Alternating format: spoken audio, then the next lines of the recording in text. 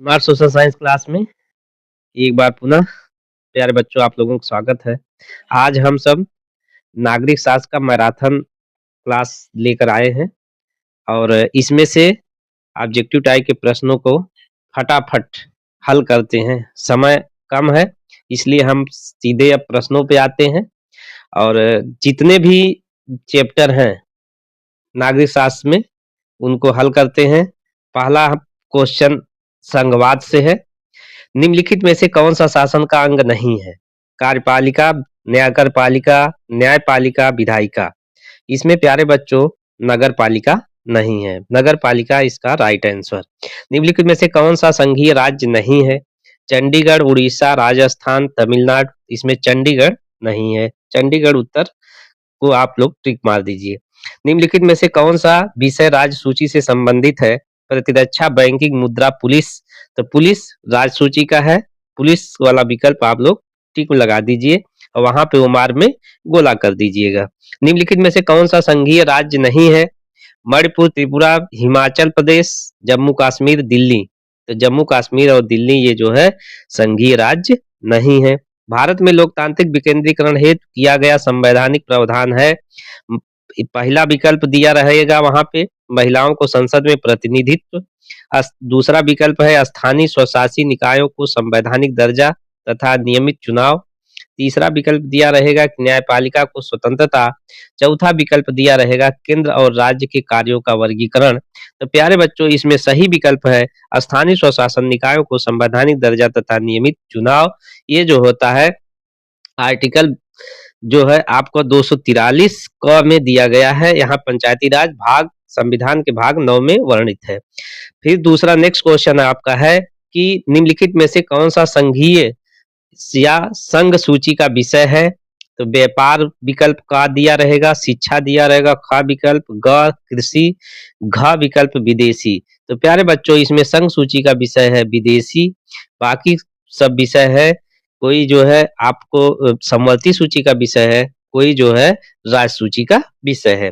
भारतीय संविधान में भाषाओं को किस अनुसूची में रखा गया है? प्यारे बच्चों भारतीय संविधान में जो कुल 12 अनुसूचियां हैं इसमें विकल्प में कैसे दिया जा रहेगा? का में तीसरी में, खा में 5वीं में, गा में 8वीं में, फिर घा में 12वीं में। प्यारे बच्चों इसको भाषा को 8वीं अनुसूची में शामिल किया गया है, रखा गया है।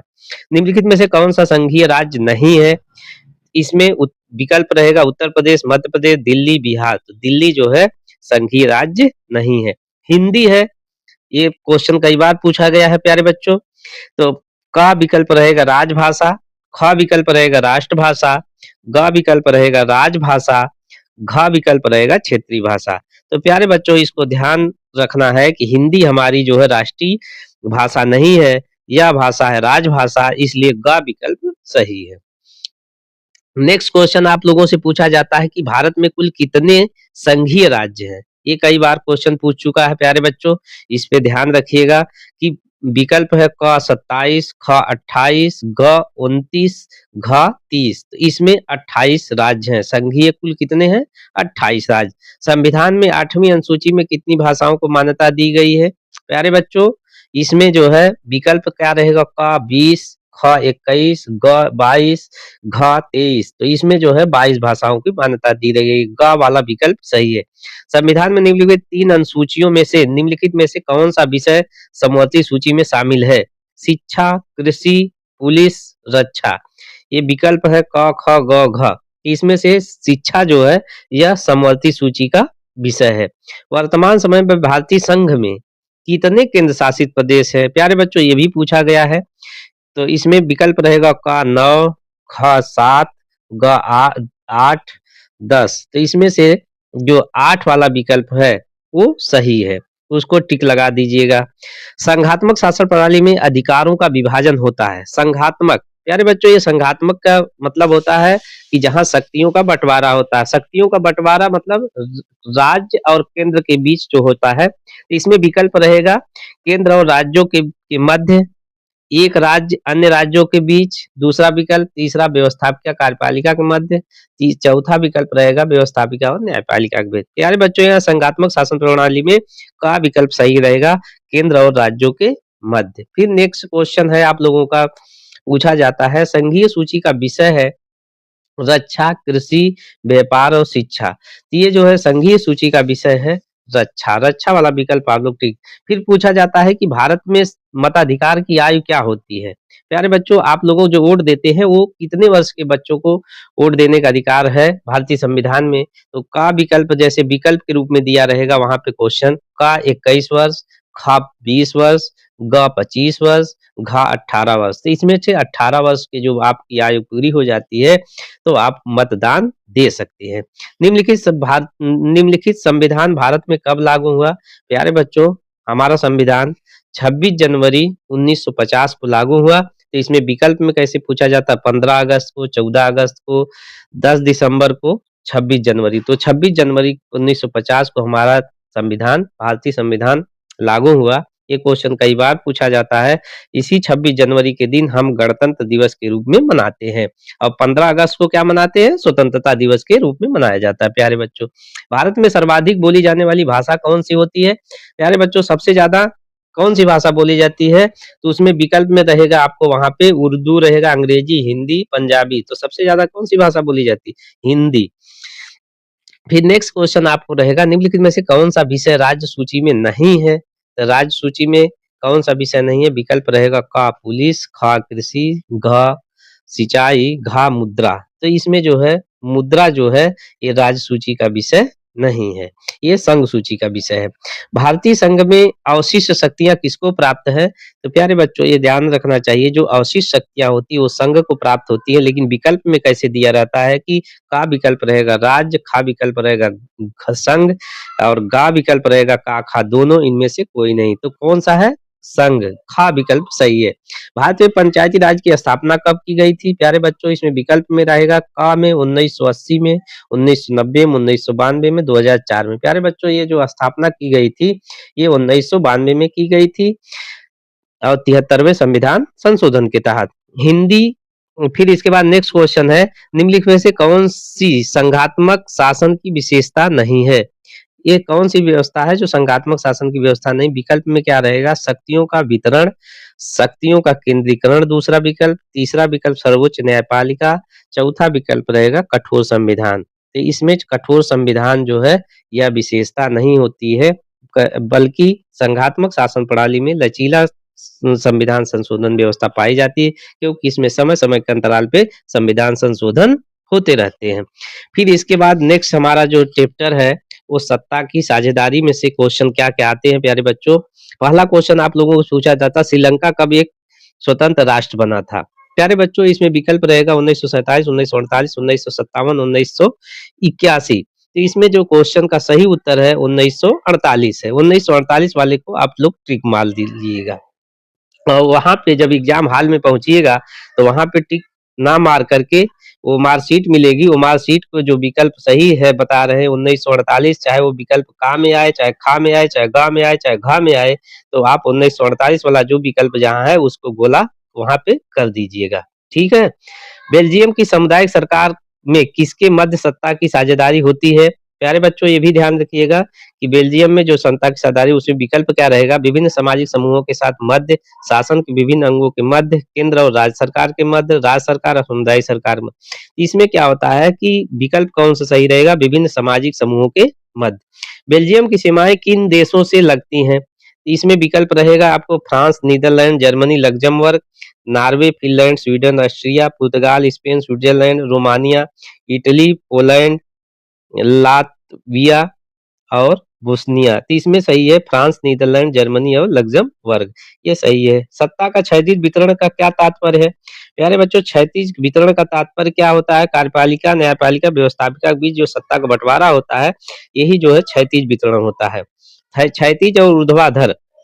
ऊर्ध्वाधर मतलब जो यहाँ पे कैसी शासन रहता है, जहाँ अध्यात्मात्मक शासन प्रणाली होती है, यह कह सकते हैं कि जहाँ संघीय व्यवस्था नहीं होती है बल्कि वहाँ एकात्मक जहाँ व्यवस्था होती है वहाँ पे ऊर्ध्वाधर पाई जाती है। तो इसलिए इसमें विकल्प है सत्ता का संघीय वितरण, सत्ता का अलगाव, कार्यपालिका, व्यवस्थापिका, न्यायपालिका के बीच सत्ता का बंटवारा, केंद्र और राज्य सरकार के बीच सत्ता का बंटवारा। तो ये है गा विकल्प सही है।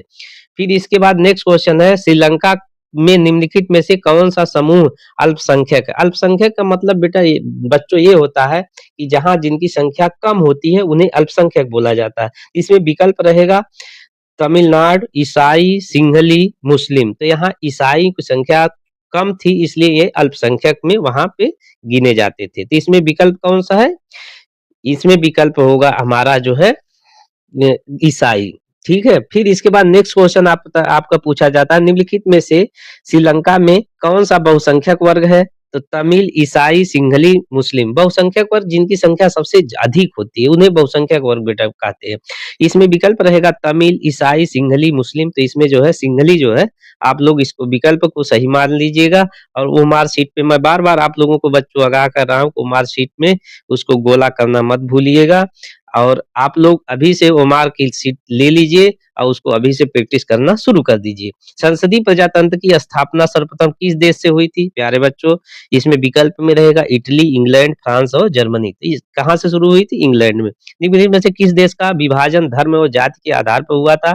तो बेल्जियम, भारत, यूगोस्लाविया, नीदरलैंड। तो ये विभाजन जो हुआ था धर्म और जाति के आधार पे वो हुआ था बेल्जियम में। नेपाल में राजतंत्र की स्थापना कब हुई थी? मतलब राजतंत्र की स्थापना हुई नहीं थी, समाप्त कब हुई थी प्यारे बच्चों? इसमें 1990, 2014, 2008, 2015। तो इसमें नेपाल में राजतंत्र की समाप्ति हुई थी 2008 वाला विकल्प आप लोग टिक लगा दीजिएगा। निम्नलिखित में से देशों में से कहाँ संघात्मक शासन नहीं है? भारत, बेल्जियम, संयुक्त राज्य अमेरिका, श्रीलंका। तो यहाँ पे संयुक्त राज्य अमेरिका सही होगा। संयुक्त राज्य अमेरिका में अध्यक्षात्मक शासन प्रणाली है प्यारे बच्चों। बेल्जियम कहाँ स्थित है? विकल्प रहेगा अफ्रीका, एशिया, ऑस्ट्रेलिया, यूरोप। तो ये कहाँ पे स्थित है? यूरोप में स्थित है। प्यारे बच्चों इसी तरह से 2 लेसन के बाद हम तीसरा लेसन पे आते हैं, जाति, धर्म और लैंगिक मसले। इसमें से क्वेश्चन आते हैं, आप लोगों को आता है कि महिला आरक्षण अधिनियम 2023 में 33% आरक्षण महिलाओं को निम्नलिखित किस संस्था को दिया गया है? इसमें था लोकसभा, विधानसभाएं, दिल्ली विधानसभा, उपयुक्त सभी। प्यारे बच्चों इसमें सभी मतलब लोकसभा में भी, दिल्ली विधानसभा में भी और विधानसभाओं में भी दिया गया था। दूसरा क्वेश्चन है सांप्रदायिकता की समस्या कब प्रारंभ होती है? तो धर्म को राष्ट्र का आधार मान लिया जाए, विकल्प ए। दूसरा विकल्प है किसी धर्म को राजनीति से जोड़ दिया जाए। तीसरा विकल्प है सभी धर्मों को समान आदर किया जाए। घ विकल्प है का और खा दोनों। प्यारे बच्चों इसमें जो है सांप्रदायिकता की समस्या तब पैदा होती है जब हम किसी धर्म को ज्यादा बढ़ावा देते हैं या हम किसी के, तो इसमें है का और खा दोनों विकल्प सही है। भारत के संविधान में महिलाओं के लिए आरक्षण की व्यवस्था नहीं है। किसमें नहीं है? लोकसभा में, विधानसभा में, राज्यसभा में, स्थानीय संस्थाओं में। प्यारे बच्चों इसमें राज्यसभा में नहीं है। फिर नेक्स्ट क्वेश्चन है नारी शक्ति बंधन अभिनंदन महिला आरक्षण अधिनियम कब पारित किया गया था? विकल्प का है 2023, 2024, 2022, 2021। तो प्यारे बच्चों ये है 2023। फिर नेक्स्ट क्वेश्चन है कि जब हम लैंगिक विभाजन की बात करते हैं तो हमारा अभिप्राय होता है लैंगिक विभाजन जो महिला पुरुष की बात होती है, जो बालक बालिकाओं की विभेद किया जाता है उसका बात है, उसमें रखा गया है। तो उसका क्या उत्तर होता है? प्रश्न कैसे पूछा जाता है? तो का विकल्प रहेगा स्त्री और पुरुष के बीच जैविक अंतर। खा है समाज द्वारा स्त्री और पुरुष को दी गई असमान भूमिकाएं। गा विकल्प बालक बालिकाओं की संख्या का अनुपात। घा विकल्प लोकतांत्रिक व्यवस्थाओं में महिलाओं को मतदान का अधिकार ना मिलना। इसमें है स्त्री और पुरुष के बीच जैविक अंतर। प्यारे बच्चों इसी के बाद नेक्स्ट क्वेश्चन, भारत के संविधान के दृष्टि में कौन सा कथन सही है? सनातन भारत की एक राजकीय धर्म है।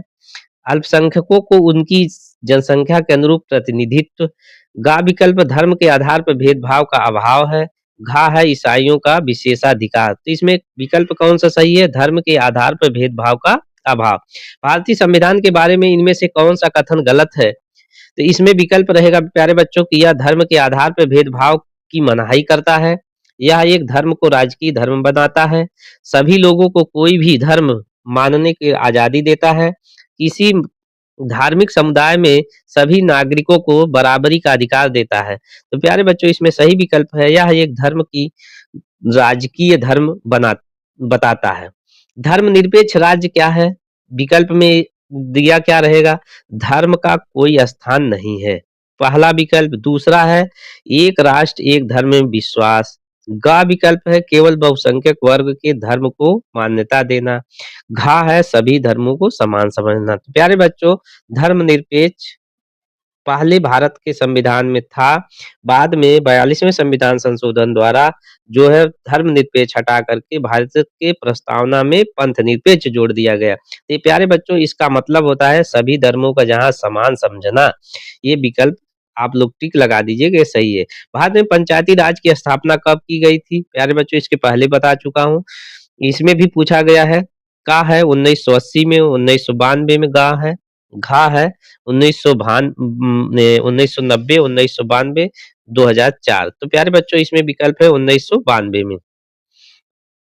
फिर हमारा जो है नेक्स्ट जो चैप्टर होता है, उसमें से जो बहुविकल्पी क्वेश्चन पूछे जाते हैं प्यारे बच्चों, उसको मैं बताने जा रहा हूँ। तो उसमें देखिए क्वेश्चन हमारा कैसे पूछा जाता है। पहला क्वेश्चन पूछा जाता है जिसमें वो चैप्टर का नाम है लोकतंत्र के परिणाम। तो उसमें है जनता के लिए शासन किस शासन व्यवस्था की विशेषता है? तो पहला विकल्प है राजतंत्र, दूसरा विकल्प है लोकतंत्र, तीसरा विकल्प है तानाशाही, चौथा विकल्प है उपयुक्त में से कोई नहीं। तो सबसे कौन है? लोकतंत्र की। तो ये जनता के लिए जनता द्वारा किया गया शासन ही लोकतंत्र कहलाता है। ये किसका है? ये किसका तंत्र?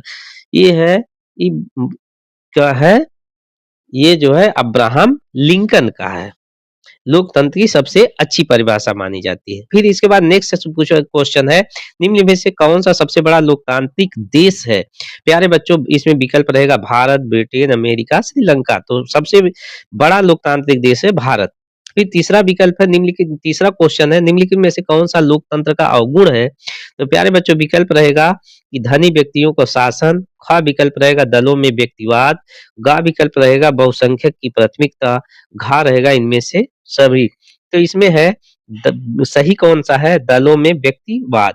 फिर चौथा क्वेश्चन है व्यक्ति की गरिमा और आजादी के संरक्षण के लिए सबसे उपयुक्त व्यवस्था कौन सी होती है? तो विकल्प रहेगा इसमें राजतंत्र, लोकतंत्र, तानाशाही, इनमें से कोई नहीं। तो इसमें से सही है लोकतंत्र। प्यारे बच्चों, एक क्वेश्चन और बार बार पूछा जाता है, निम्नलिखित में से किसका संबंध लोकतंत्र से नहीं है? आपसे विकल्प में रूप है जनमत, राजनीतिक दल, उत्तरदायी शासन, बहुसंख्यकों का शासन। तो पहला ये इसमें विकल्प कौन सा सही है? घ बहुसंख्यकों का शासन।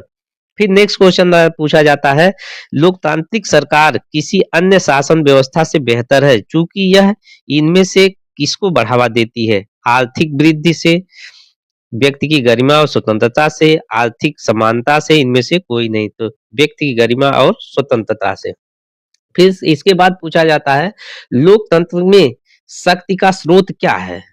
का विकल्प जनता, खा विकल्प संसद, गा विकल्प प्रधानमंत्री, घा विकल्प राष्ट्रपति। प्यारे बच्चों, ये कई बार पूछा गया है इसलिए ध्यान रखिएगा।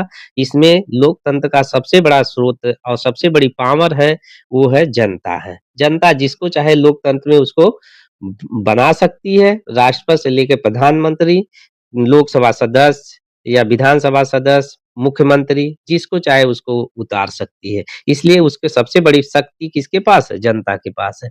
निम्नलिखित में से कौन सा लोकतंत्र से संबंधित है? इसमें पहला विकल्प है पारदर्शी शासन, दूसरा विकल्प वैध शासन, चौथा विकल्प उत्तरदायी शासन, इनमें से कोई सभी, तीन में से सभी। पारदर्शी भी होती है, वैध भी शासन होता है, उत्तरदायी शासन होता है। फिर इसके बाद नेक्स्ट चैप्टर है प्यारे बच्चों, ये अंतिमवा लेसन है राजनीतिक दल। इसमें से क्वेश्चन क्या पूछा जाता है कि भारतीय राष्ट्रीय कांग्रेस की स्थापना कब हुई थी? मैं प्यारे बच्चों ये ध्यान रखिएगा, भारतीय राष्ट्रीय कांग्रेस की स्थापना में कई विकल्प उसमें दिए रहेंगे, उसमें से जो 1885 वाला विकल्प है वो सही है। फिर इसके बाद आप लोगों से पूछा जाता है बहुजन समाज पार्टी के संस्थापक कौन थे? इसमें विकल्प रहेगा कांशीराम, मायावती और मुलायम सिंह यादव, बीपी सिंह। तो इसमें सही है कांशीराम। फिर इसके बाद आप लोगों से ये भी पूछा जाता है कि राजनीतिक दलों के सामने कौन सी चुनौती है? तो विकल्प रहेगा का आंतरिक लोकतंत्र का ना होना, खा है वंशवाद जिसको परिवारवाद भी कहते हैं, गा है धन और अपराधी तत्वों का प्रभाव, घा है उपयुक्त सभी। तो ये उपयुक्त सभी है। भारत में कितने राष्ट्रीय राजनीतिक दल हैं? तो का विकल्प रहेगा 4, 5, 6, 7। इसी तरह का खा गा तक रहेगा। तो इसमें कितने हैं राष्ट्रीय राजनीतिक दल? 6 हैं। जनसंघ की स्थापना कब हुई थी? आज जो आप लोग भाजपा पार्टी का नाम जानते हैं, तो भाजपा जो भारतीय जनता पार्टी का पुराना नाम जनसंघ था, इसकी स्थापना कब हुई थी? तो प्यारे बच्चों इसमें विकल्प के रूप में तो आपको पूछा जाएगा, दिया रहेगा कि 1951, 1972, 2014, 1990। तो इसमें स्थापना हुई थी 1951 में। फिर इसके बाद निम्नलिखित में से कौन सा राजनीतिक दल निम्नलिखित में से कौन सा राजनीतिक दल का प्रमुख हिस्से हैं? नेता, विकल्प का, खा है, सक्रिय सदस्य, गा है अनुयायी, इनमें से सभी। तो इनमें से सभी होते हैं। एक दलीय व्यवस्था देती है लोकतांत्रिक व्यवस्था को, खा है अधिनायकवादी व्यवस्था को, गा है कुलीन तंत्र को, घा है राजतंत्र को। तो इसमें है अधिनायकवादी व्यवस्था को ये जन्म देती है। बहुजन समाज पार्टी है, क्या है? क्षेत्रीय दल है कि राष्ट्रीय दल है कि अल्पसंख्यकों का दल है, महिलाओं की पार्टी है? तो यह कौन सी पार्टी है? राष्ट्रीय दल है। इसमें वाला गा खा वाला विकल्प आप लोग सही मान लीजिए। निम्नलिखित में किस व्यवस्था के लिए राजनीतिक दल आवश्यक शर्त है? राजतंत्र, लोकतंत्र, तानाशाही, सत्तावादी। तो ये है लोकतंत्र। उत्तर प्रदेश के प्रमुख विपक्षी दल कौन सा है? तो इसमें विकल्प रहेगा आपको बहुजन समाज पार्टी, खा समाजवादी पार्टी, ग कांग्रेस पार्टी, घा बीजेपी। तो इसमें जो है विपक्षी दल है समाजवादी पार्टी। फिर नेक्स्ट क्वेश्चन आपको पूछा जाता है, भारतीय संविधान में कुल कितनी अनुसूची हैं? तो प्यारे बच्चों इसमें से जो विकल्प सही है, जिसमें से 12 अनुसूची दिया गया है, वह विकल्प सही है। तो भारतीय संविधान में कुल 12 अनुसूचियां हैं। अगर आपको सूची पूछ दिया जाए कि भारतीय संविधान में कुल कितनी सूची है, तो वो सूची 3 है। संघ सूची, राज्य सूची और समवर्ती सूची। प्यारे बच्चों विनोद सर के साथ जुड़े रहिए। आप लोगों का सामाजिक विज्ञान का सारा वर्णनात्मक 1, वर्णनात्मक 2, वर्णनात्मक से लेकर के बहुविकल्पी तक सारे प्रश्नों को हल किया जाएगा और सरल और आप लोगों के सामाजिक विज्ञान में सारे प्रश्नों को हल करके एक-एक करके उसको डिफाइन किया जाएगा। धन्यवाद।